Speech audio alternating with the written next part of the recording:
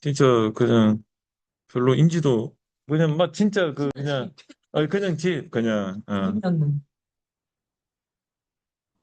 그렇구만 세상이 그래서 요즘은 해운대도 관광객들만 가고 다 음 로컬 분들은 그렇게 전포동 뒤쪽이나 광안리 안쪽이나 맞아. 온천천 쪽으로 다들 오시는 주택가. 그 부산에 그 황령산 봉수대 있죠. 네. 거기 가보셨어요? 저희 원래 응. 집이 그쪽이었었잖아요. 그러니까 아, 그쪽이니까 아, 예, 예, 많이 가죠.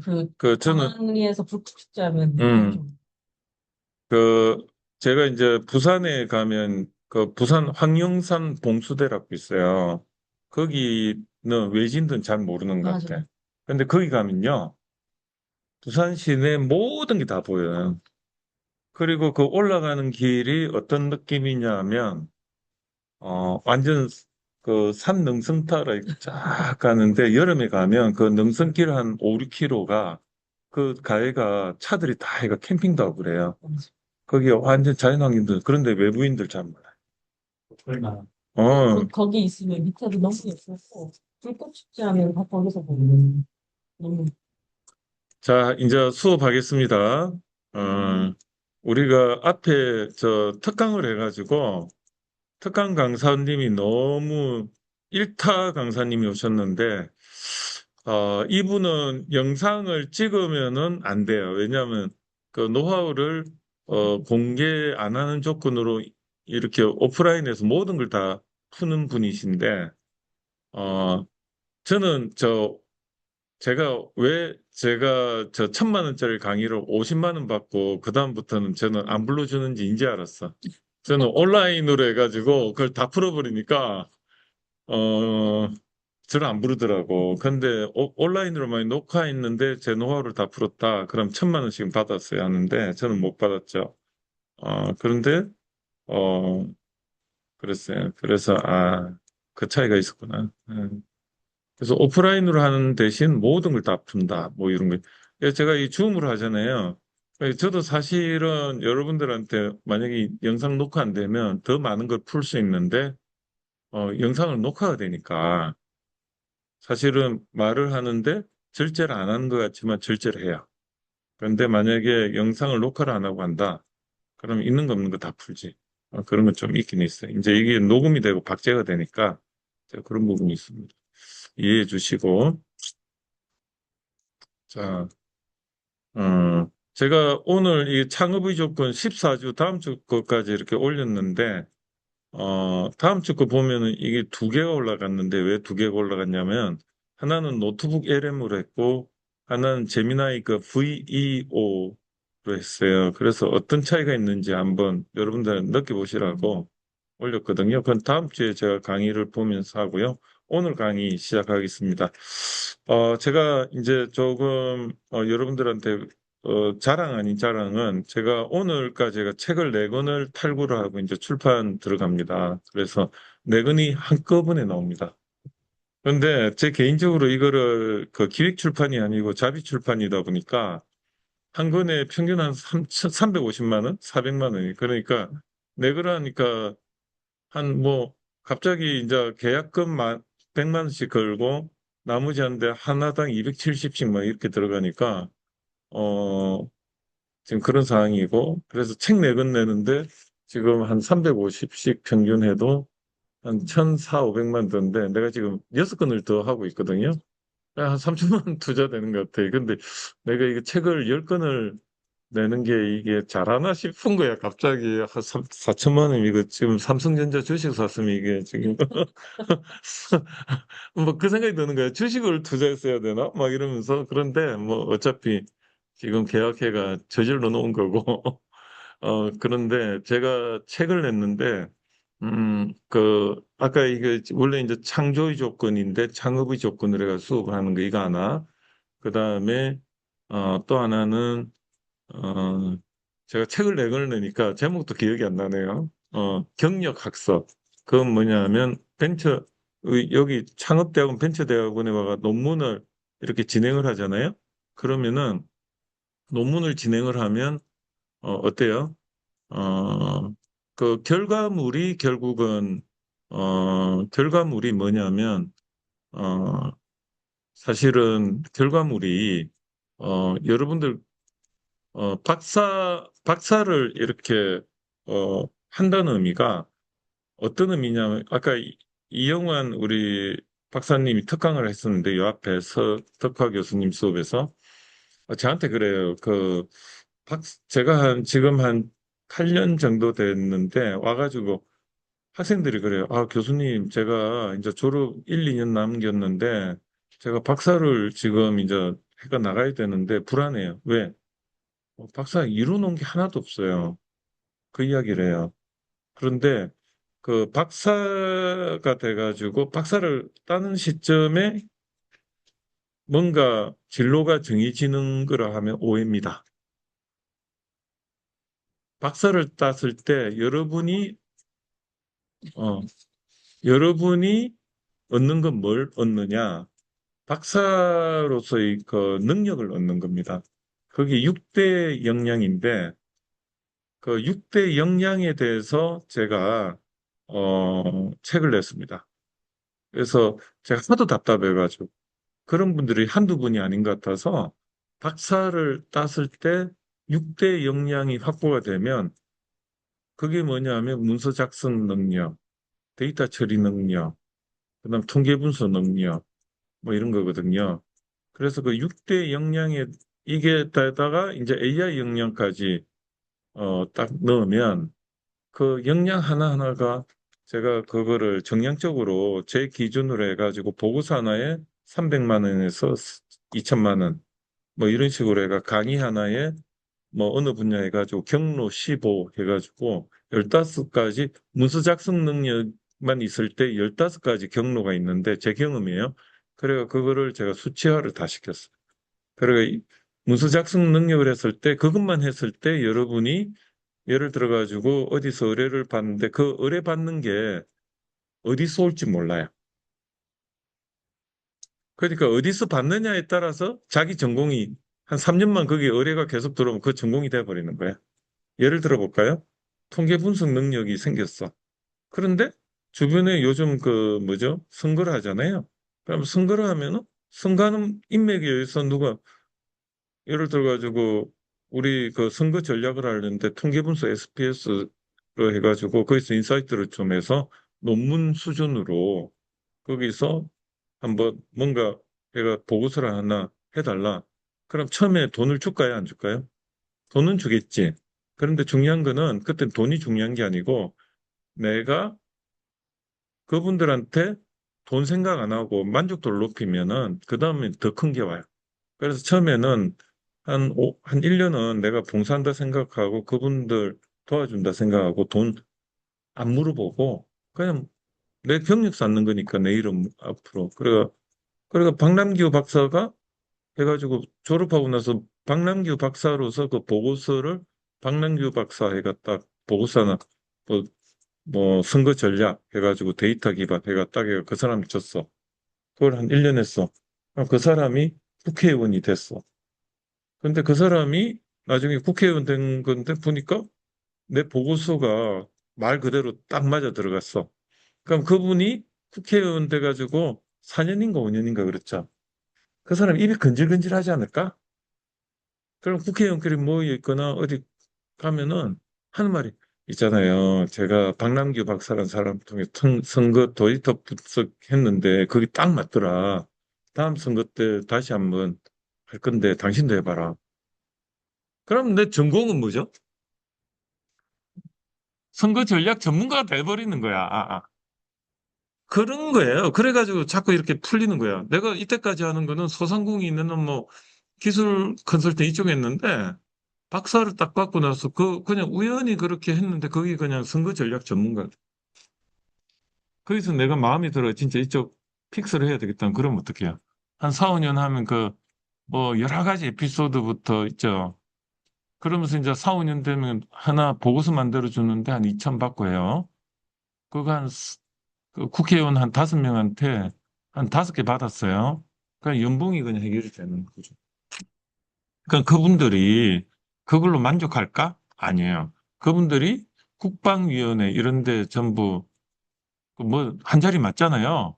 그럼 나를 가만히 둘까? 아니면 거기에 수석 뭐 해가지고 비정무직으로 해가지고 아니면 정무직으로 와라 해가지고 기관장이라도 하나 맡기려고 할까 안 할까?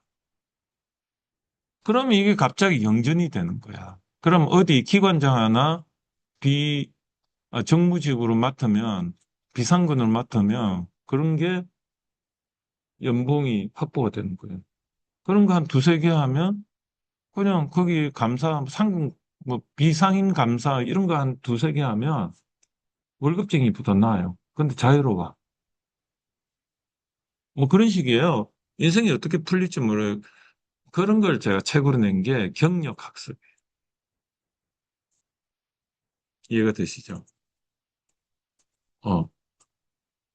그래서 그 경력학습하고, 그 다음에 창조의 조건하고, 그 다음에 또 하나가, AI. 평균을 만드는 AI, 차별을 만드는 인간. 이거는 여러분들한테 음, AI 때문에 여러분들이 지금 혼란을 겪는데, 저는 AI를 하면서, AI의 그 활용 방안하고 AI가 하지 못하는 걸 책으로 냈어요. 사람의 그 AI가 못하는 게 뭐냐면 이거예요. 어, 사람이 할 수 있는 건 의지가 있다는 거예요. 그래서 방향성하고, 그 다음에 AI가 경우의 수를 많이 만들면 거기에 대한 판단하는 것, 선택하는 것, 선택한 거에 대해서 책임지는 것, 거기다가 실행하는 것, 이 네 가지는 AI가 못하는 거예요. 이걸로 앞으로는 우리 역할이 돼요. 그러니까 AI가 다 하는데 책임질 사람은 필요한 거예요. 그게 내 거예요. 그 위치에 가는 거예요. 그게 뭔지를 잘 찾아보면, 예를 들어 고액자산가들한테 내가 AI가 아무리 좋은 정보 있어도 고액자산가들은 그 판단을 못 내려줘요. 그 정보에 대해서. 그걸 내가 어떻게 판단해줘요? 내가 그 분야 전문가니까. 그러니까 AI가 결과에 대해서 내가 검수할 수가 있고, 그리고 거기에 대해서 방향성, 전략에 대해서 내가 그걸 확정을 해줄 수 있고, 그리고 거기에 대해서 내가 사인을 하고, 이거는 내가 책임질게요.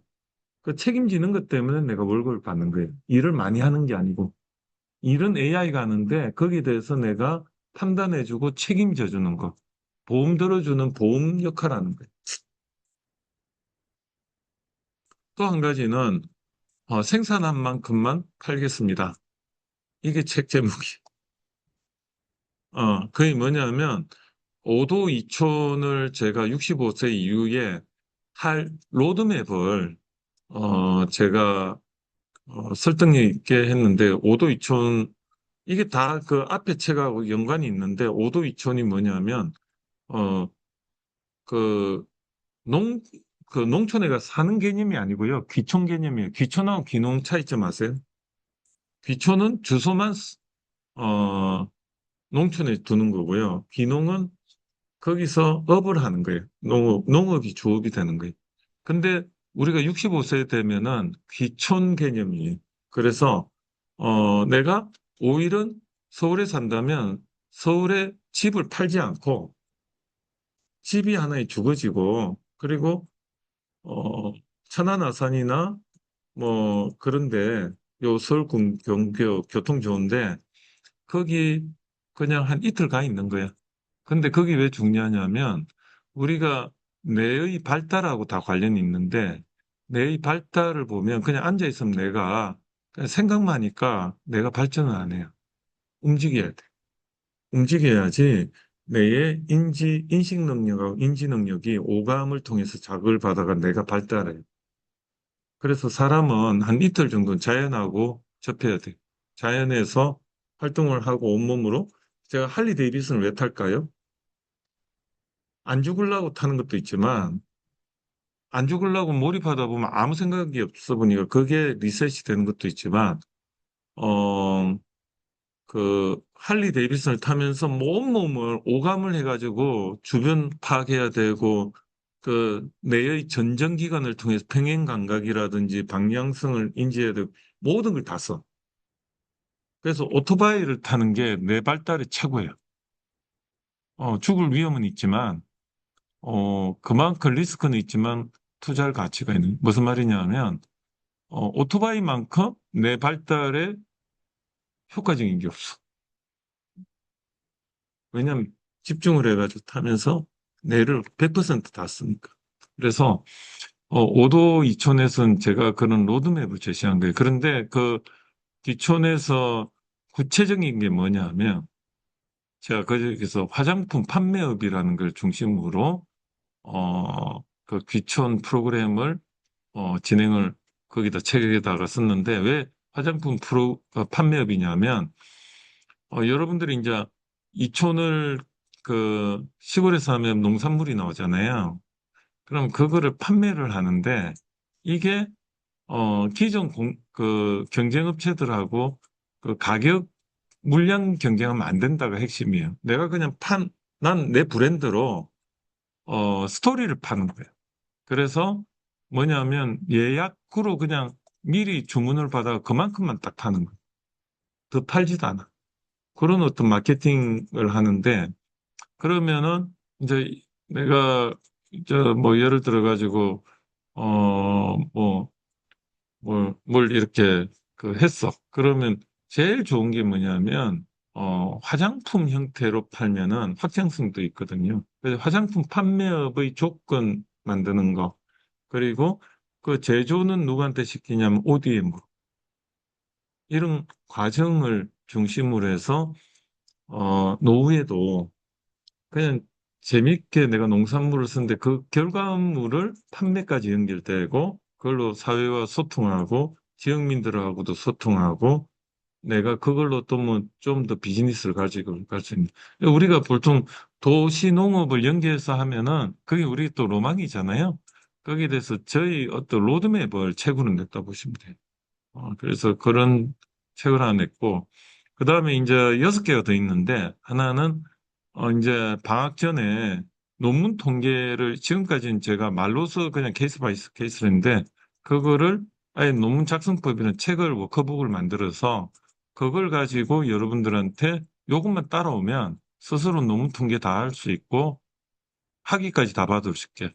그런 가이드북 같은 논문 통계, 논문 작성법 책 하나, 그 다음에 제가 이제 AI 관련해가지고 아예 개론서 정도의 그 바이브 코딩 개론서를 하나 만들고 있어요. 바이브 코딩 개론서.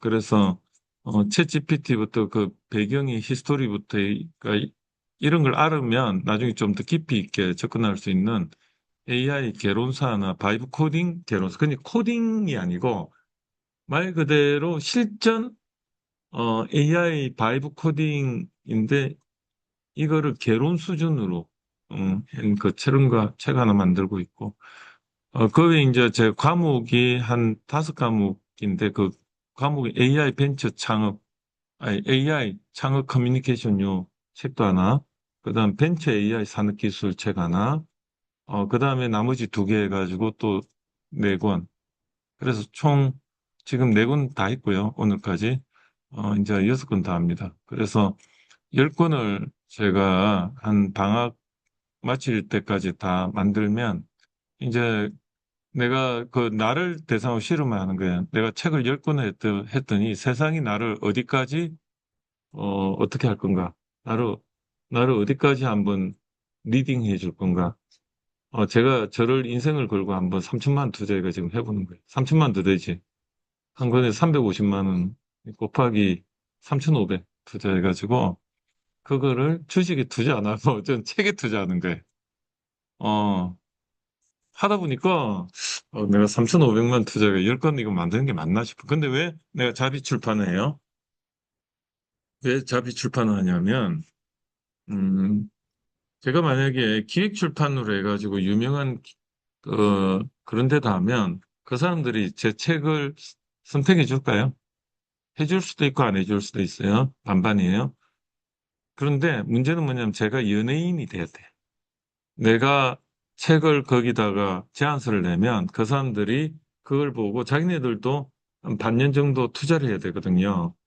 그러면 직원 한 명이 반년 투자하면 연봉 따지면 2, 3천 투자해야 되고 그 자기네들 또 출판하면 그또 그 물질적인 그 책 그 재고도 가져가야 되고 거기다 프로모션 해주고 하면 책 하나 거기서 기획 출판하는데 최소 5천에서 많게는 1억이 자기네들 투자되는 거예요.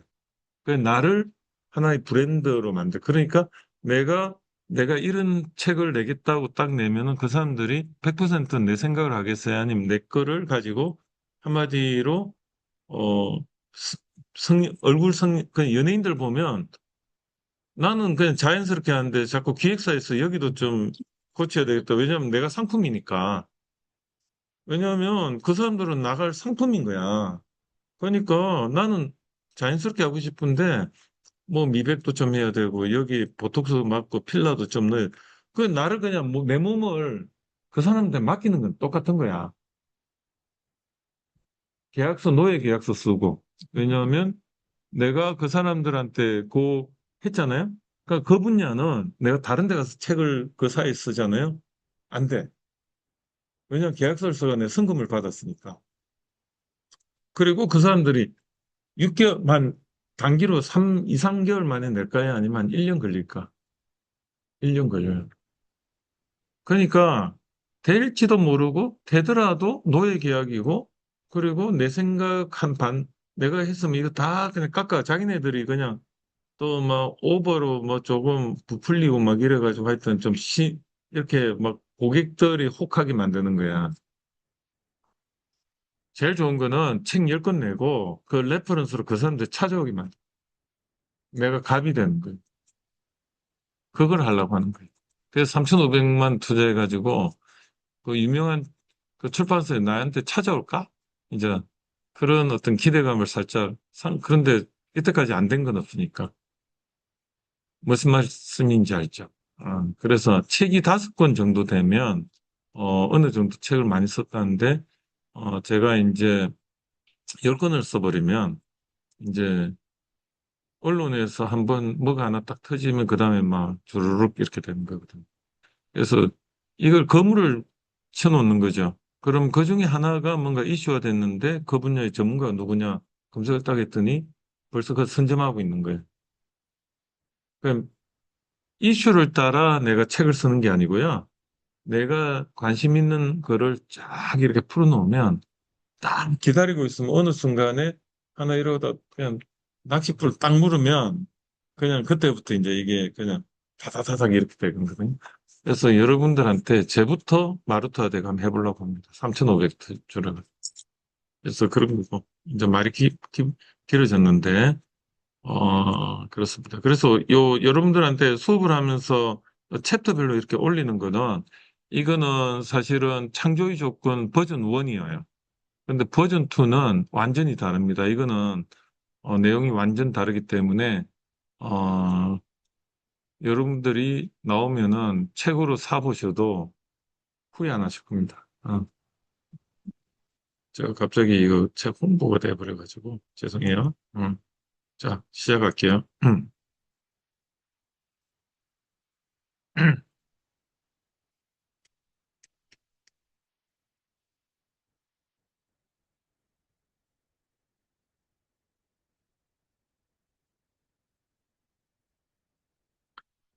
그 공유를 하는데 소리 공유를 해요.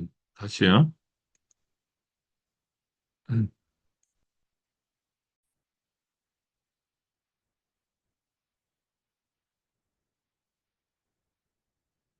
자, 2024년 현재 어느 IT 기업의 면접장 상황을 한번 머릿속에 그려보시죠.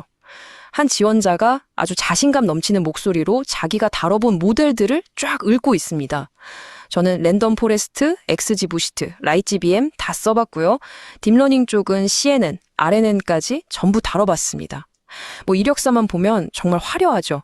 면접관도 고개를 끄덕입니다. 겉보기엔 정말 완벽하게 준비된 기술적 배경이 탄탄한 인재 같잖아요. 그런데 이 화려한 기술 스택을 쭉 듣고 있던 면접관이 아주 단순해 보이는 질문을 하나 딱 던집니다. 좋습니다. 그런데 지금 말씀하신 그 기술들로 우리 회사의 비즈니스 문제를 어떻게 데이터 문제로 바꾸시겠습니까? 복잡한 코딩 테스트가 아니었거든요. 그저 비즈니스 상황을 데이터의 관점으로 어떻게 번역할 건지 묻는 아주 본질적인 질문이었죠. 어떻게 됐을까요? 네, 완전한 침묵. 지원자는 그 자리에서 꽁꽁 얼어붙고 말았습니다. 사실 이 어색한 침묵이 우리에게 아주 중요한 사실을 하나 알려줍니다. 아무리 복잡한 최신 모델을 척척 돌릴 줄 안다고 해도 그게 곧 어떻게 사고해야 하는지 아는 걸 의미하진 않는다는 거죠. 기계나 코드를 다루는 것과 진짜 문제를 정의하는 건 완전히 별개의 영역이니까요. 그래서 이번 해설에서는 바로 이 지점에 깊게 파고들어 보려고 합니다. 여러분의 사고방식을 완전히 바꿔놓을 일종의 패러다임 전환이랄까요?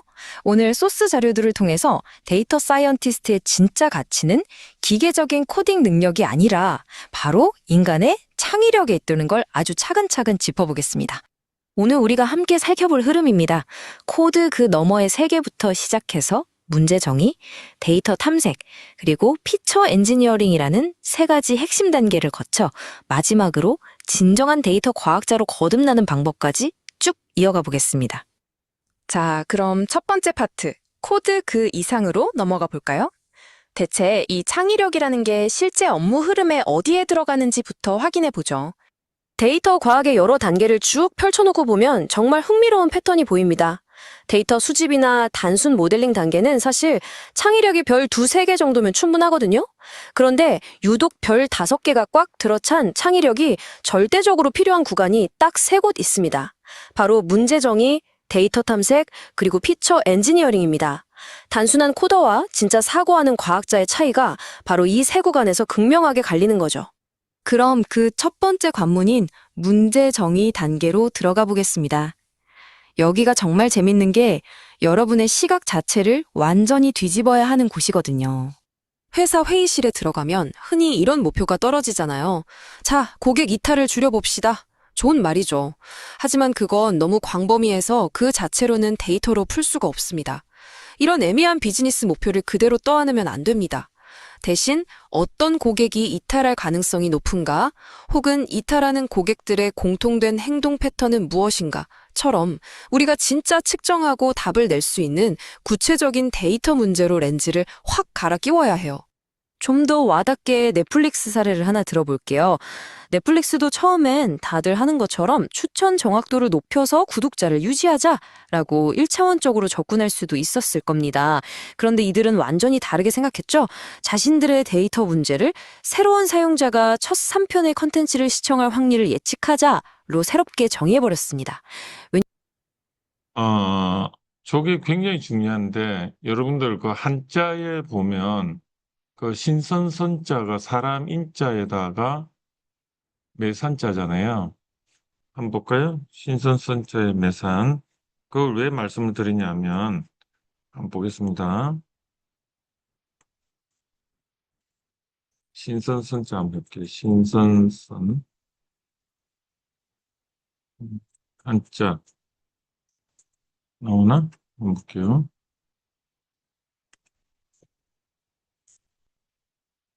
어, 신선선 한자. 어.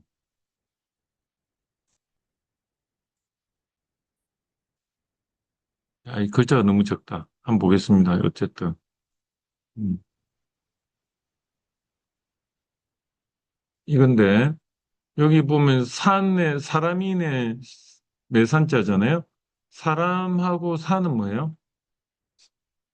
형상을 글자화 시킨 거죠. 그래, 형상 문자라 해가지고 눈에 보이는 걸 그대로 사람으로 형상을 시켰죠.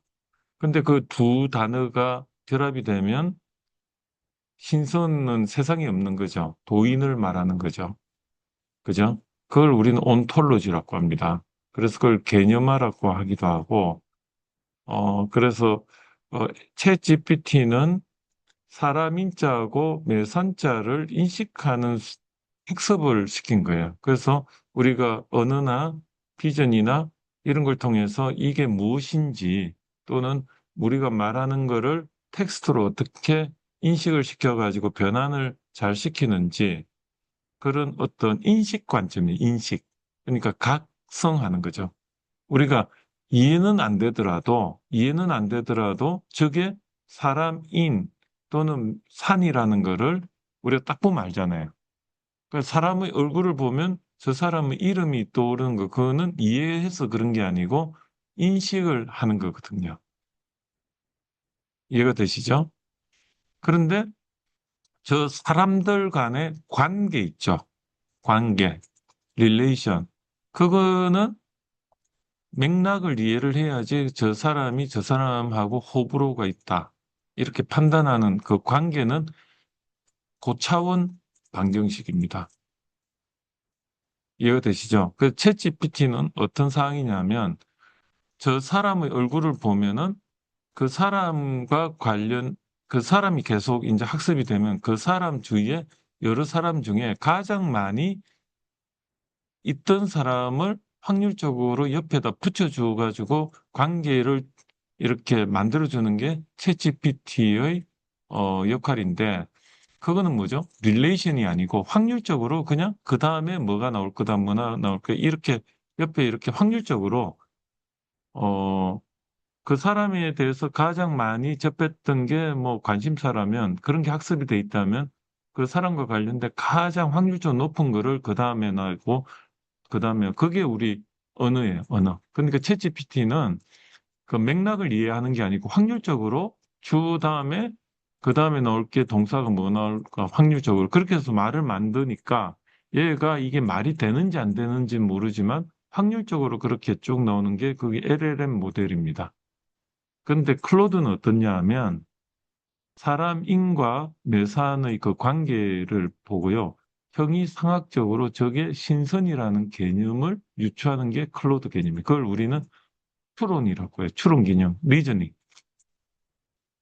그래서 그 추론이 된다는 거는 맥락을 안다는 거거든요. 그리고 논리를 만들어낼 수 있다는 게 있어요. 그걸 온톨로지라고 하는데, 그래서 클로드가 제일, 지금 파워가 있다는 거고. 근데 그 전에, 클로드 나오기 전에, 뭐가, 굉장히 파워풀했냐면, 팔란티어라는 회사에서 만든 머신러닝이 그런 역할을 했었어요. 머신러닝이. 근데 이 딥러닝 기반의 클로드가 나오다 보니까 팔란티어를 압도를 해버렸어요. 피터 틸이 만든 팔란티어를. 그래서 지금 그런 상황이에요.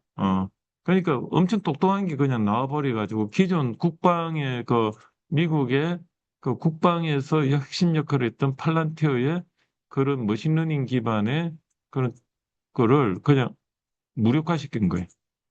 그러다 보니까 이제 하여튼 정치적으로 해가지고 클로드를 막 모함을 하고 그래가 그 하여튼 뭐죠 저 대통령이 또 뭐 국방에 쓰지 말라고 하고 그런데 안 쓰면 지금 안 돌아가니까 그러고 그냥 엇박자가 나오는 거예요. 그런 과정이고 그래서 저 매산을 형이상학적으로 하는 걸 온톨로지라고 맥락이라고 합니다. 예. 그래서 다시 여기 보면 문제를 진짜 발견한 능력이 뭐냐? 여기 보면 문제를 진짜 보이지 않는 진짜 문제 발견한 능력. 이게 신선순자를 추론해내는 그나 같은 겁니다. 그 데이터가 그거를, AI는, 데이터를, 이렇게 나열식으로 학습은 해요, 확률적으로. 그런데 우리도 만 해야 되는 게 그 경험이라는 거 있죠. 근데 그 AI는 경험하고 데이터의 차이점은 뭐냐면 AI는 뭐죠? 말 그대로 디지털적으로 신호 체계를 학습하는 거고, 근데 AI가 못하는 게 뭘 못하냐면 오감, 냄새, 맛, 시각, 청각은 AI가 처리가 돼요. 데이터. 그런데 거기에 경험에는 우리는 뭐가 있어요? 균형 감각, 그 다음에 뭐 방향 감각, 그 다음에 운동 감각, 촉각, 후각, 미각 이런 거는 AI가 이 데이터만으로는 학습이 안 되는 거예요. 이해가 되시죠? 거기다 우리는 또 뭐가 있어요? 그 시점에 감정이 개입이 돼요. 이해가 되세요? 그래서 제가 지금 생각나는데 AI 시대 소비자 행동 논리라는 책도 제가 지금 초안을 다 만들었는데 그 안에 희노애락하고 인간의 그 호르몬 작용하고 그게 기억하고 어떤 관계인가도 책을 하나 냈어요. 인문학서적도. 그래서 그게 뭐냐면 감각 중에 AI가 가지지 못하는 게 대부분이에요. 시각, 청각만 가졌지 나머지 인간의 5가지 감각하고 거기다가 감정, 희노애락은 AI가 없다. 그런데 우리가 그 태도하고 감정이 결합이 되면 거의 기억으로 가는데 AI는 그냥 데이터에 대한 판단만 한다. 그 차이가 있어요. 그러니까 인간이 할 수 있는 게 굉장히 많다. 그래서 여기서 보면 보이지 않는 진짜 문제를 발견하는 능력은 AI는 지금 명확하죠. 데이터, 시각, 청각 데이터만 가지고 AI는 판단을 하는데 인간은 감정과 나머지 5감각이 있다 보니까 보이지 않는 발견을 할 수가 있는 거예요. 그런 내용입니다. 그게 신선선에서 AI는 그냥 사람인과 매산 정도를 가지고 판단하는데 우리는 그거를 신선이라 하면 어떤 느낌이에요? 산에 가면 깊은 산에 뭔가 조금 어둑어둑한데 뭔가 고독감도 좀 있고 이런 걸 AI는 모르는 거야. 뭔지 알죠? 그런 겁니다. 뭐냐고요? 분석해보니까 그 첫 3편을 본 사용자의 절대 다수가 계속 구독을 유지한다는 진짜 핵심을 발견했기 때문이죠. 엉뚱한 곳을 파는 대신 진짜 문제를 찾아낸 아주 완벽한 사례입니다. 그러니까 결국 핵심은 이겁니다. 좋은 문제 정의는 반드시 이 3가지를 갖춰야 해요. 첫째, 애매하지 않고 측정 가능할 것. 둘째, 데이터로 명확히 답을 낼 수 있을 것. 그리고 가장 중요한 셋째, 단순한 모델 정확도를 올리는 걸 넘어서서 매출 증가나 비용 절감 같은 명확한 비즈니스 임팩트와 직결되어야 한다는 점입니다. 자, 이제 2번째 단계인 데이터 탐색, 즉 EDA로 넘어가 보죠. 여기서 앞서 말한 창의력이 또 어떻게 발휘되는지 볼까요? 숫자만 보면 패턴을 놓친다. 그래프로 보아야 비로소 보인다. 소스 자료에 나오는 아주 강렬한 문장인데요. 엑셀에 꽉 찬 원시적인 숫자 더미만 뚫어지게 쳐다보고 있으면요. 데이터가 우리한테 외치고 있는 숨겨진 인사이트를 완전히 놓치게 됩니다. 통계학에서 아주 유명한 앤스콤의 쿼르텟을 보면 이게 무슨 말인지 단번에 이해가 가실 겁니다. 평균, 분산, 심지어 상관계수까지 완전히 똑같은 4개의 데이터셋이 있어요. 수학적으로는 그냥 쌍둥이죠. 그런데 이걸 그래프로 딱 그려보면 세상에 모양이 전부 제각각입니다. 완전히 다른 패턴을 그리고 있죠. 차가운 통계량, 뒤에 숨은 진짜 진실은 오직 이런 창의적인 시각화를 통해서만 그 모습을 드러냅니다. 또 하나, 데이터를 파헤치다 보면 엄청나게 튀는 값, 이상치를 꼭 만나게 되잖아요. 예를 들어 신용카드 거래 데이터인데 전체의 단 0.1%만이 사기 거래라고 해보죠. 일반적인 코더라면 이 0.1%를 그냥 통계적 오류로 취급해서 휴지통에 던져버릴지도 모릅니다. 하지만 창의적인 분석가는 돋보기를 들이대죠. 왜 이런 값이 튀어나왔지? 하면서 집요하게 파고듭니다. 사실 그 0.1%야말로 우리가 모델링을 통해 찾아내야 할 궁극적인 목표이자 진짜 보물이거든요. 이어서 창의력이 폭발해야 하는 마지막 핵심 단계, 피처 엔지니어링입니다. 사실상 여기서 여러분이 모델의 성패를 좌우할 무기들을 직접 만들어내게 됩니다. 다들 가비지 인, 가비지 아웃이라는 말 들어보셨죠? 쓰레기 데이터를 넣으면 쓰레기 결과가 나온다는 아주 유명한 진리입니다. 알고리즘이 아무리 최첨단이라도 입력값이 엉망이면 아무 소용없거든요.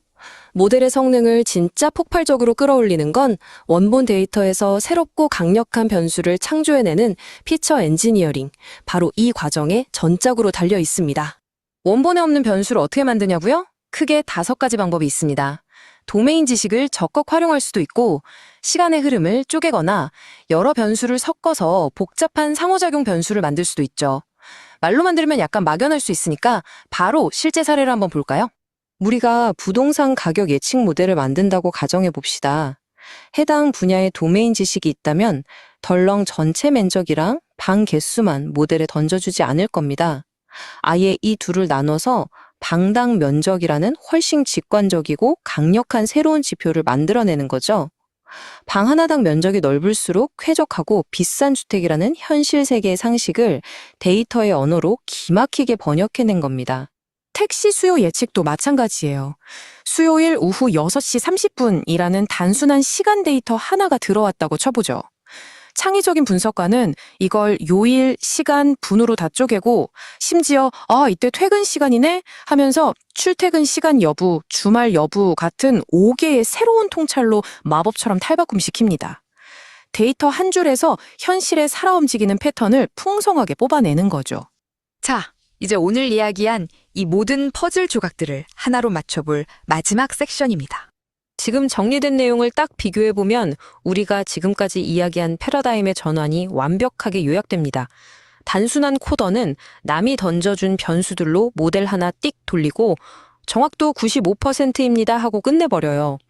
반면 진정한 데이터 사이언티스트는 문제를 아예 새롭게 정의하고 데이터를 파헤쳐서 숨은 인사이트를 찾고 세상에 없던 새로운 피처를 창조해냅니다.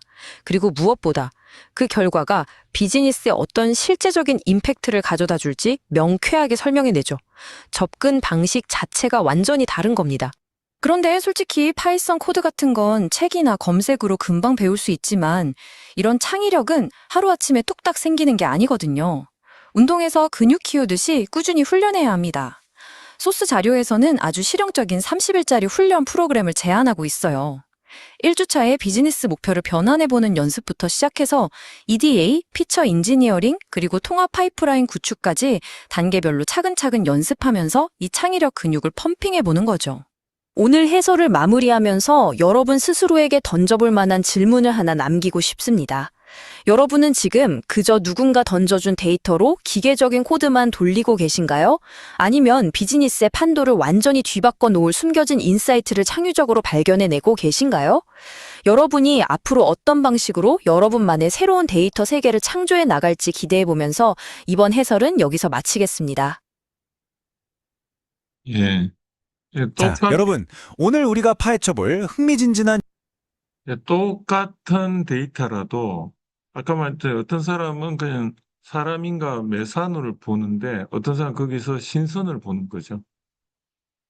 근데 AI가 할 수 있는 거는 그 시청각 데이터를 가지고 소리, 비전 가지고 까지는 되는데 인간의 그 오감과 감정까지는 학습을 못하는 거죠.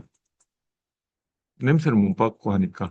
그렇기 때문에 인간은 그러한 오감을 가지고 있다 보니까 그 데이터에 있는 거를 그냥 그걸로만 보는 게 아니고 그 이면에 그걸 볼 수 있는, 그게 굉장히 중요하다. 그게 이제 앞으로 AI와 차별화되는 부분이다. 그리고 그게 과연 뭐지? 계속 생각하면서 거기에 대해서 여러분들이 답을 찾을 때 뭔가 할 말이 많아지는, 그리고 그 많은 이야기를 하는데 그게 이제 여러분의 능력이 되는 겁니다. 음. 그래서 코드 너머의 통찰. 그래서 이게 뭐냐? 이제 면접관이 어떤 모델을 다뤄보셨습니까? 이렇게 했을 때 이제 그 지금 AI 전공한 사람들이 다 제 이야기 하는 거예요. 저는 뭐 랜덤 포레스트 이제 CNN, RNN 이런 걸 전공했습니다. 그런데 그래서 어떻게 하라고요? 저 가지고 여러분이 우리 회사에 도움을 주는 건 어떤 식으로 도움을 줄 수 있습니까? 그게 더 중요하거든요. 그럼 말을 못 해요. 나 뭐 해봤다. 뭐 할 수 있는데요. 그런데 우리 회사에 그거를 매출과 비용 절감으로 어떻게 연결하시겠습니까? 하면 말을 못 해요. 저걸 말을 할 수 있는 게 능력이란.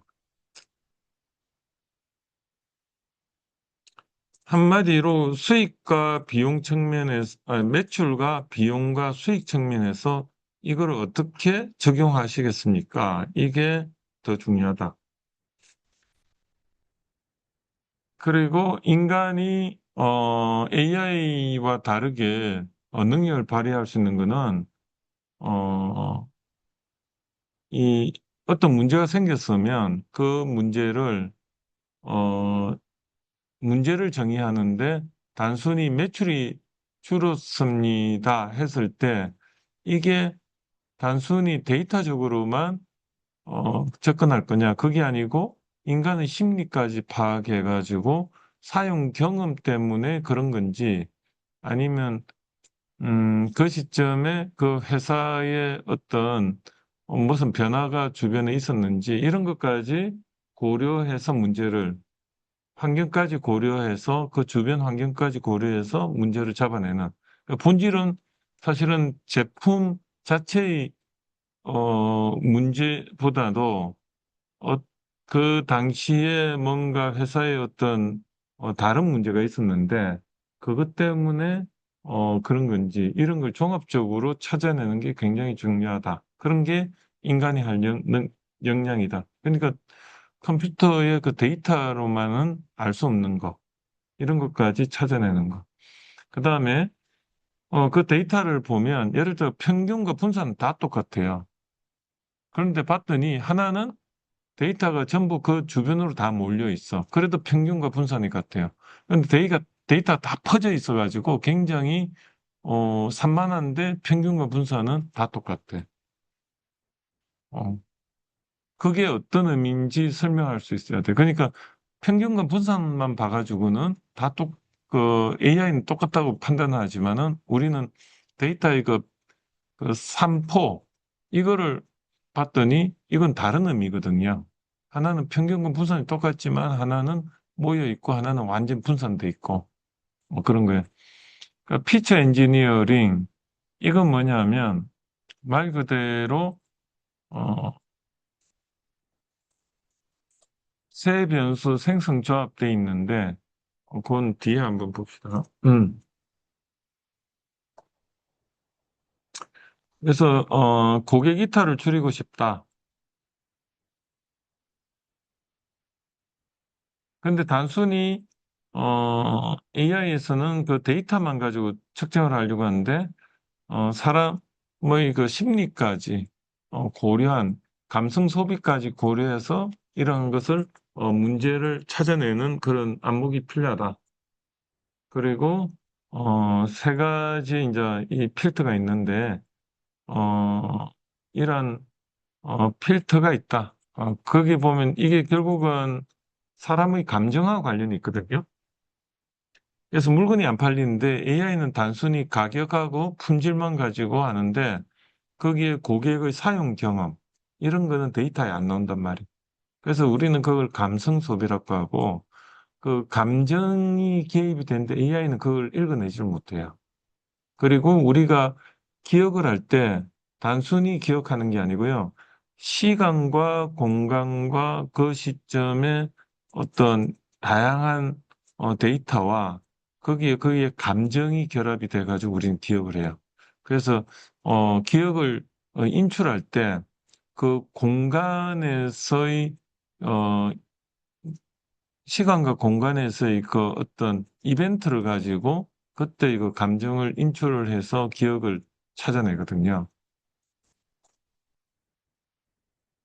그래서 그런 기억의 원리가 이제 작동하는데 AI는 그건 모르는 거예요.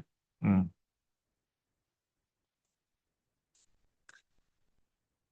넷플릭스 보니까 이제 어떻게 독자를 유지할까 봤더니 잘못된 접근은 추천 알고리즘의 정확도를 높이자. 이런 식으로 확률 통계적으로 접근을 하는데 어,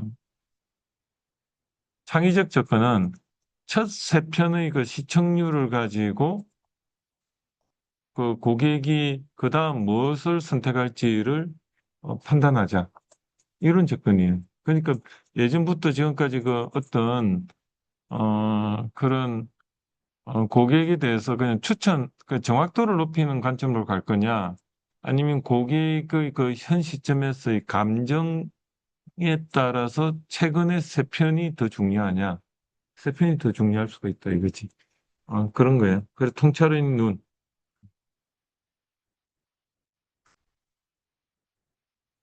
아까 말했듯이, 이 데이터가 평균 분산 종합화돼가 있는데, 실제로 그 데이터는 같지만 산포는 다양하다. 그런 거를 말하는 거고, 이건 넘어갈게요. 뭐 숫자가 너무 좀 여러분들이 또 골치 아프니까. 어, 그리고, 중요한 게, 저게 뭐냐면, JP 모건인가요? 거기서 이상 탐지, 서비스라는데, 저걸 기업들이 안 쓸 수가 없어요. 무슨 말이냐면, 기업 사기, 어, 그 금융 사기, 그거를, JP 모건에서 그 이상치를 가지고, 다른 특별한 데이터, 몇 개 안 되는 그 데이터 기반으로 해서 어떤 패턴을 보고, 금융의 어떤 패턴을 보고, 이게 사기다 아니다 판단하는데, 그, 그걸 JP 모건에서 가지고 있어요. 근데 그 이상치가 그렇게 데이터가 많지가 않아요. 그런데 그 이상치 몇 개를 가지고 사기 분석하는. 그래서 저거는 굉장히, 보면은, 차별화된 그런 분야인데, 우리가 저런 분야에서, 인간이 좀 더, 능력을 발휘할 수 있고, 그렇다. 그래서 그 아웃라이어라는데, 보통 이제 그 데이터들이 전부 정상이죠. 어떤 분야가 있냐면, 그 감으로 하는 거 있죠. 인간의 감. 예를 들어 조금 문제가 있을 것 같은데 하면 진짜 문제가 있어요. 근데 그런 거는 AI가 좀 약하다는 거예요. 음. 그래서 제일 좋은 거는 AI의 도움을 받되 인간도 같이 그 하면은 더 정확도가 높아지는 그런 거예요.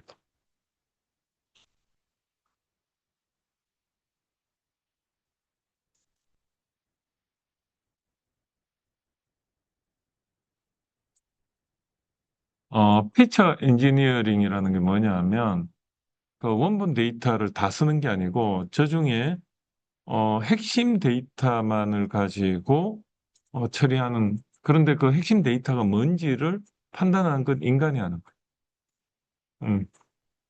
그 피처링 하는 거죠. 데이터를. 우리 그 음악 피처링 한다는 게 그 어떤 의미냐면 우리 그 코디네이팅. 그러니까 저건 AI가 못해요. 코디네이팅 하는 거는 인간이 할 수 있다. 데이터를. 그런 의미입니다. 도메인이 뭔지 아세요? 도메인? 당신의 도메인이 뭡니까? 하는 건 당신의 주특기가 주 무대가 어디냐? 당신의 그 주 전공이 뭐냐? 그건 뭐냐면 당신이 그 분야의 어느 분야에서 경험을 많이 가지고 있느냐. 당신만의 그 경험이 뭐냐. 그거는 아까 말했듯이 AI는 시청각 데이터만 있는데 우리는 거기에다가 운동 감각부터 해서 모든 게 안목지부터 감각까지 그리고 감정까지 다 그 데이터를 가지고 있는 거죠. 그걸 여러분의 도메인이라고 합니다.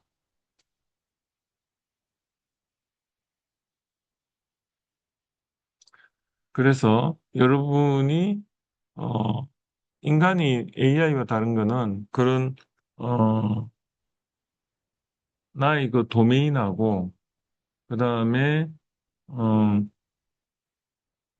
시간 기반 변수돼 있는데 이게 뭐냐면 AI는요. 지금 문제가 뭐냐면 방대한 데이터를 분석하는 건 잘하는데 우리가 이렇게 일을 시키면 앞에 거 까먹죠. 그걸 큰 텍스트 윈도우라고 하는데 인간은 뭐예요? 그 맥락을 옛날 거부터 지금까지 그냥 쭉 이어서 이렇게 할 수 있는데 AI는 그걸 못해요, 지금. 일을 시키면 앞에 걸 까먹는 구조예요. 이해가 되세요?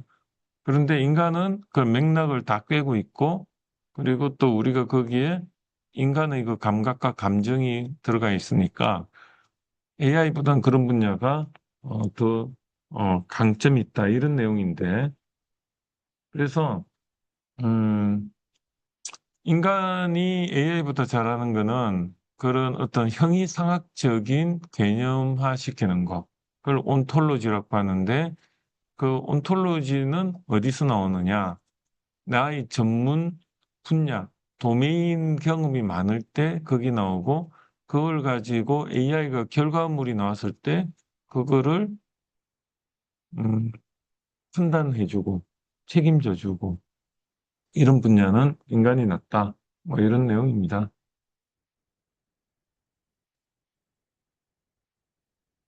그래서 우리가 앞으로 나아갈 부분은 데이터 사이언티스트는 문제를 새롭게 정의할 수 있는 능력, AI의 주어진 문제 이면에 그것을 발견하고 거기서 새롭게 문제를 정의하는 것. 그 다음에 기본 통계만 확인하는 게 아니고 그 통계 이면에 숨겨진 인사이트를 발굴하는 것. 그래서 우리가 통계 분석을 해가 논문을 하면 그 결과가 나오잖아요. 근데 그 박사는 뭘 보냐면 똑같은 결과인데 자기는 그 분야 전문가니까 이게 여기 영향을 줄 수도 있고 안 줄 수도 있는데 앉아있는 교수님들은 거기에 대해서 잘 몰라요. 그 분야 전문가 아니니까. 그런데 그거를 5장에 결과에 대해서 학술적, 그다음 학문적, 그다음에 정책적 시사점을 자기가 이렇게 쫙 적어내는데 그런 거를 남이 보지 못한 그 인과관계가 요런 그 경험이 많으니까 그게 해석이 가능한 거예요. 좀 그거를 우리는 저기서 기본 통계만 확인이고 저기 숨겨진 인사이트 발굴 저기 그겁니다. 그래서 박사는 훈련되는 게 데이터를 똑같이 보는데 그게 자기 분야다 보니까 나는 이게 무슨 말인지 이해가 안 되지만 그거를 그 이면에 해석을 해낼 수 있는 그런 능력입니다. 그 주어진 변수만 사용인데 그 데이터를 보고 거기서 코디네이팅 하는 거, 그게 새로운 변수 창조라고 저긴 표현을 하지만 코디네이팅 하는 거. 그다음에 하나의 모델만 사용하는데 사람은 여러 가지를 다 사용해서 조합할 수 있는 능력. 단순 정확도만 높이는 게 아니고 우리는 거기서 비즈니스 임팩트 설명할 수 있다. 뭐 이런 겁니다. 이건 넘어가고요. 음.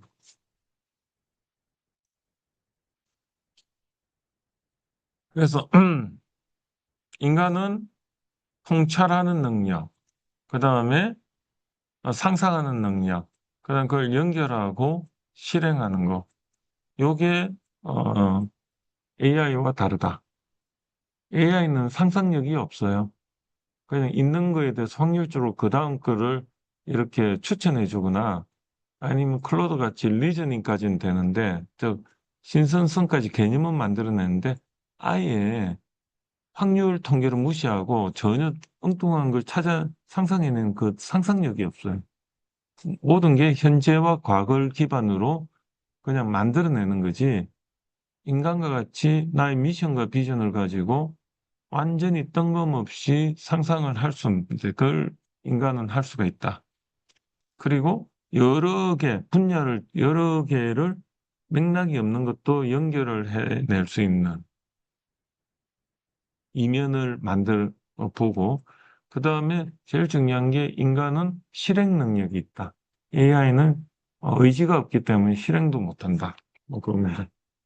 그래서 제가 이렇게 말씀드리는 거는, 우리가 AI 시대를 맞이해서 누구는 그냥 AI를 챗 GPT 이상도 이하도 아니고 그냥 뭐 아까 그런 거 이런 거죠. 뭐 그냥 영상 변환시키고 그냥 Q&A 하고 데이터 검색시키고 뭐 그 정도인 반면에 어떤 사람은 AI를 활용을 하는데 내가 문제를 발견해서 AI한테 그거를 일을 시켜서 더 다른 그, 질문을 하게끔 만드는 그런 유도 능력. 그 다음에 AI가, 내가 데이터를 그냥 조사해줘가 아니고 내가 그 분야 전문가다 보니까 요런 변수들 중심으로 해가지고 조사해줘 하는 이런 가중치를 내가 줄 수 있는 거. 그리고 뜬금없이 요거와 요거를 관계를 연결해서 거기에서 어떤 의미 있는 거를 찾아내죠. 그 다음에 AI가 의지가 없으니까 내가 AI한테 시키고 그리고 거기에 대해서 지속 가능하게 계속 의지를 가지고 시간 오래 지나도록 계속 시키는 건 AI가 못하죠. 내가 시켜야 돼요. 왜? 인간은 욕구가 있으니까. 그런 겁니다. 자, 오늘 뭐 여기까지 했는데 9시 반인데 그냥 수업이 조금 빨리 끝나버렸어요. 빨리 끝낼까요? 아니면 더 할까요? 왜? 우리 줌으로 좀 Q&A 좀 해봅시다. 맨날 일방적으로 하니까 영상 좀 얼굴 좀 보여줘 보십시오. 음. 우리 Q&A를 좀 해볼까요? 여기 보고. 음. 이게 옛날에 AI, 아니, AI가 아니고 코로나19 있을 때, 제 연구실에서요. 아니면 이 학생들 하나도 안 오고, 줌으로 켜놓고 내 혼자 이 허공에 이야기를 할 때가 있었어요. 딱 그 느낌이에요, 지금. 음, 오늘 다 공사 담당하시죠? 지금 보니까 다 뒤에 가만히 보니까 어디 놀러 가신 것 같기도 하고, 이명우 선생님은 어디가 계신가? 어디 계십니까? 여기 지금, 지하철 있구나. 말 못하네, 말 못하고. 그 다음에, 우리 노재영 선생님은 집에 있어요? 아니면 서재. 서재? 어, 그 다음에, 또 홍서영? 퇴근 중이고, 다들 그냥, 지쳐가지고 막 출퇴근하고 그냥, 다들 그냥 지금 힘드시죠? 우리 이명우 선생님, 그냥 말하지 마세요. 집이 성북역이죠, 지금. 성북역 근처인데, 보니까 삼성이 보니까 이제 대출도 많이 하고, 그러니까 거기가 집값이 많이 오르겠더라고, 보니까. 그게 뭐 셔틀 역세권이에요. 셔세권? 셔세권 뭐 그렇게 하는데. 하여튼 하여튼 어떻게든 그냥 자산이 많이 불렀으면 좋겠습니다. 그 다음에 우리 홍수연 선생님은 지금 지하철 타고 열심히 가면서, 그러고, 말하지 마세요. 괜찮아요. 그 다음에 노재영 선생님은 말해도 될 것 같은데. 혹시 앞에 밥상 있는 거 아니죠? 네, 괜찮습니다. 네. 예. 오늘 뭐 하셨어요? 오늘 거래선하고 예, 비즈니스 미팅도 좀 하고 돈 좀 예. 벌어볼 1년 플랜을 좀 세우고 있었습니다. 회사에서. 아, 그러시구나. 다들 이제 많이 바쁘실 거예요. 이제 오늘이 13주차니까 다음 주 14주차, 15주차 남았으니까 이제 조금만 더 하시면 이제 방학입니다. 다음 주까지 하면 수업 실제적으로 마치죠. 우리 황기현 선생님은 집 있어요, 지금? 네, 예. 식사하셨어요? 아니요, 아직은. 예. 식사 맛있게 하시고. 예. 하여튼, 제가 이제 원래는 이 수업이 창의력이 사실은 이 창업에 있어가지고 가장 핵심인 것 같아요. 그래서 기업가 정신에 보면 진취성, 혁신성, 위험 감수성의 그 근본을 봤더니 다, 창의적인, 어, 창업의 조건이 창의력이에요. 결국은 남다른 생각을 해야지 결과가 남다르게 나오고, 그러니까 남다른 생각을 하려고 봤더니 원리를 알아야 되고, 그 원리가 봤더니, 보니까 이런, 음악, 미술, 이렇게 했던 사람들이 다 그 음악이나 미술을 했던 사람이 후천적으로, 유명한 그런 음악 미술인들이 다 보면 후천적으로 내가 발전했더라 이거예요. 우리가 볼 때는 그 천재라고 하는데 그분들을 보면 예를 들어 가지고 뭐 미켈란젤로 같은 경우 석공이었잖아요. 근데 그 4년 동안 천장 보고 화가로서 그렇게 하다 보니까 화가가 된 거예요. 그 4년 동안 머리 구조가 완전 바뀐 거예요. 그리고 영국의 그 택시 기사는 그 영국은 보니까 택시 운전기사가 되려면 영국 지리를 다 알아야 되는가 봐요. 내비게이션 나오기 전이었겠죠. 그러니까 영국의 지리를 다 알려고 하다 보니까 그 영국 택시 기사는 거기에 택시 기사 시험이 그렇게 어려운가 봐요. 고시 수준인가 봐요. 영국의 모든 걸 그 도시의 그 거리를 다 알아야 되니까. 그러니까 머리가 그 뇌 구조에서 그런 머리가 연구를 했더니 그 내가 비포 애프터가 해봤더니 그런 머리가 생긴 거예요. 왜 이 말씀드리냐면 제 같은 경우는 25부터 지금까지 한 30년 이상을 그냥 공부를 계속 해왔거든요. 그랬더니 그 머리가 생긴 것 같아요. 그래서 25 전에는 공부를 안 했어요. 어, 성적이 안 좋았습니다. 그러다 보니까 그 당시에는 제가 남들은 열심히 공부해가지고 대학 들어가고 그때부터 뭐 이렇게 했는데 저는 사실 대학 들어가서 공부를 안 했어요, 초반에. 그러다가 이렇게 살면 인생 망할 것 같아가지고 이생망인가? 이번 세상은 망한 이생망? 그 느낌이 들더라고요. 그래서 이렇게 살면 안 되겠다 해가지고 어 리셋하려고 군대 UDT 갔어요. 우리 동네 특공대 방위.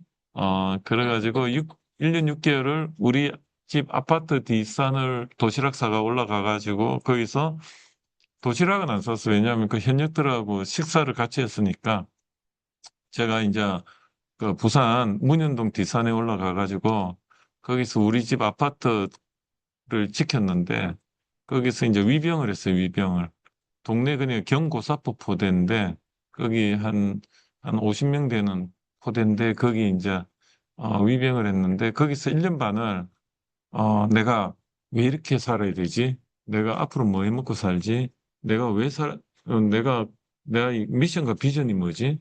목적과 목표가 뭐지? 막 이렇게 하다 보니까 그때 제가 조금 철학자가 된 것 같아요. 그 다음에 이제 나와가지고 제가 계속 그때 생각해가지고 하다 보니까 지금까지 온 거예요. 왜 이 말씀드리냐면, 어, 공부가, 예전에 공부는 부모님들이 억지로 시켜서 하거나 아니면 생존에서 1등 하려고 하는 공부를 하다 보니까 그 공부가 재미없는 공부가 될 가능성이 높죠. 왜냐하면 인내력을, 그러니까 어떤 친구는 공부 잘하는 애는 자제력이 높아가지고 놀고 싶을 때 안 놀고 뭔가 이렇게 선천적으로 좀 자제력이 높거나 뭐 하고 싶은 거 안 하고 앉아가 엉덩이 해가 막 열심히 하는 애들은 성적이 좋은데 어 보면 그 자제력이 좀 없거나 환경이 그렇거나 하면은 공부할 환경이 안 되면 이제 안 되는 거죠.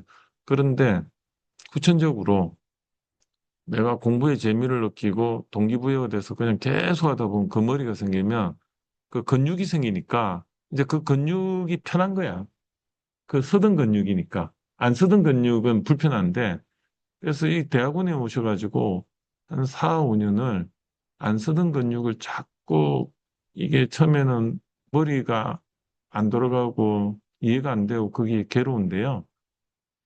제가 지금 관점은 뭐냐면 이해가 안 되는 게 즐거워요.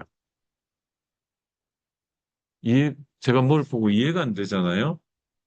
이해가 안 되는 게 즐겁다는 게 이해가 됩니까? 어려운 책 있죠. 제일 어려운 책. 그거 펴놓고 읽는데 이해가 안 되는 게 즐거운 거예요. 왜 즐거울까요? 내가 아직 배울 게 많구나. 좀 이해가 되십니까? 그래서, 그런 겁니다. 그러니까 내가 뭔가 계속 배울 수 있다는 게 너무 즐거운 거예요. 어, 그래서 여러분들도, 저와 같은 경험을 공유하기를, 간곡히 권유드립니다. 그래서 그렇게 되면 나중에 어떻게 되냐면 너무 행복한 거예요. 근데 사람들은 이해가 돼야지 즐겁잖아요. 근데 어느 순간에, 내가 이해가 안 되는 게 이렇게 있었네? 그럼 이걸 좀 더 오늘 해요. 오늘 새벽 기도 때, 뭘 했냐면,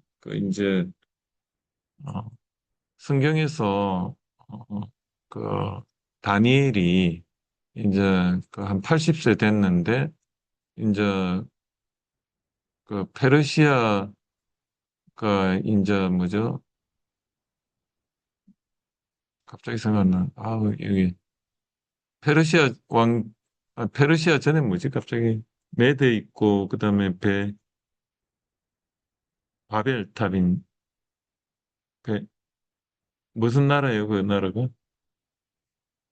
배, 갑자기 선 하늘 정원 있는 만들었던 갑자기 선 하여튼 그 바벨탑 만들었던 배 혹시 아시는 분? 갑자기야. 지금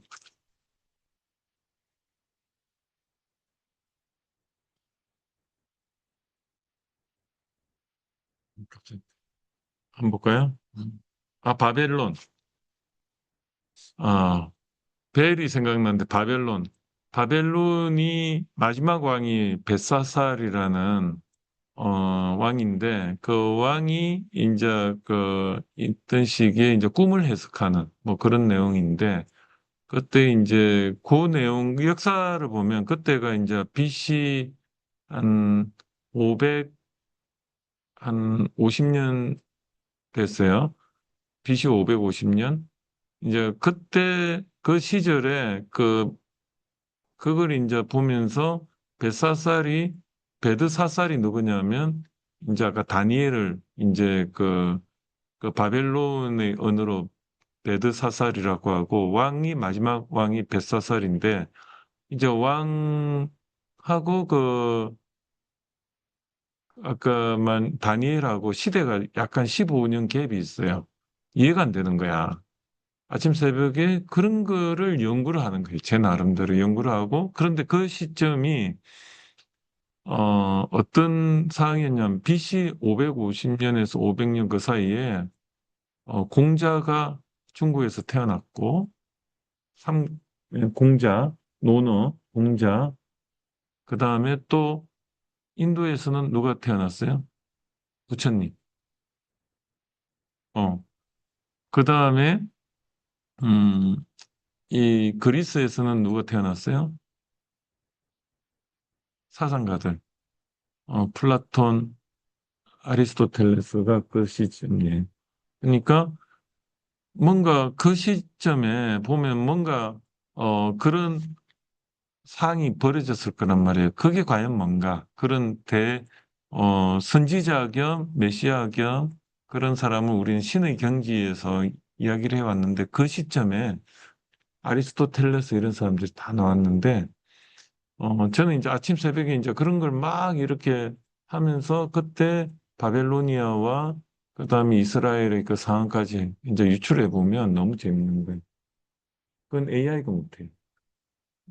내가 그 분위기, 어떤 분위기인지 알죠? 이런 인간으로서 상상력. 그러면 그 네안데르탈린이 몇 년도에 나왔냐면 BC, 아니, 그러니까 40만 년 전부터 4만 년까지는 네안데르탈린이 나왔어요. 그 네안데르탈린과 현생 인류가 달라요.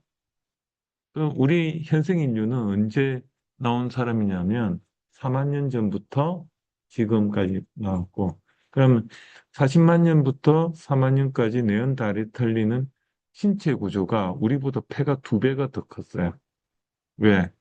빙하기에 살아남으려니까 호흡을 많이 해가지고 몸에 열을 많이 만들어야 돼요. 그런데 4만 년 이후에는 빙하기가 지나가고 현생 인류는 폐가 반밖에 안 돼요. 그러니까 특징이 다른 거지. 어, 그래서 현생 인류가 만약에 네안데르탈린이 아니고 그 옛날 빙하기면 얼어 죽기 딱 좋은 신체인데 뭐 이런 거부터 그 4만 년부터 언제까지가 우리가 채집 수렵을 했냐면 BC 10세기예요. 그러니까 BC 3000년 전. 그럼 BC 3000년 전이 어떤 시대인지 알아요? 솔로몬 왕 시대. 솔로몬이 BC 10, 그러니까 3000년 전에 솔로몬 왕이 있었다고 하는데 그 시대가 첫 왕이 누구냐 하면 갑자기 또 생각나니? 다윗을 죽이려고 했던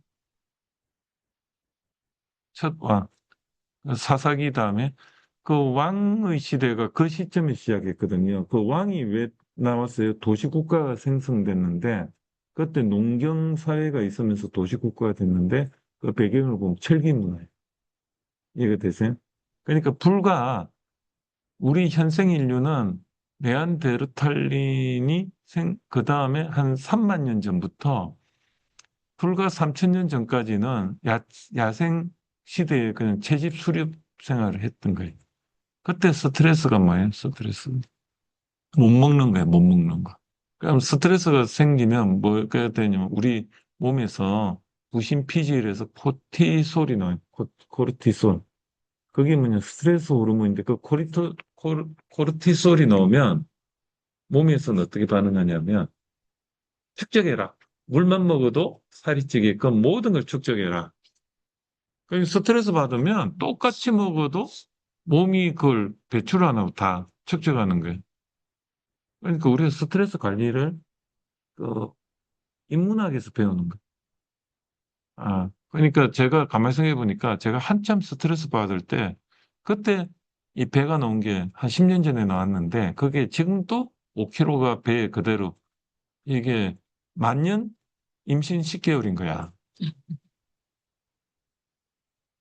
아시겠죠? 그래서 스트레스 받지 말고 오늘 또 스트레스 관리 잘 하시고 어, 또 다음 주 뵙겠습니다. 수고 많으셨습니다. 음, 예. 그 사진 찍을게요. 음, 사진 찍고 이제 맞지? 이제 저 여러분들 한 웬만하면 다음 주, 다다음 주는 좀 나와주세요.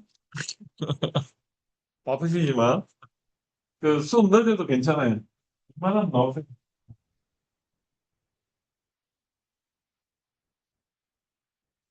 네.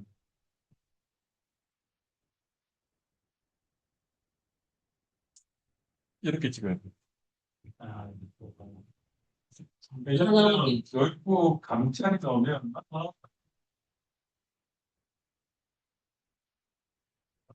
누가 있다. 인상 남기는 것도 다그 이유도 있어. 수고하셨습니다. 감사합니다. 감사합니다. 예.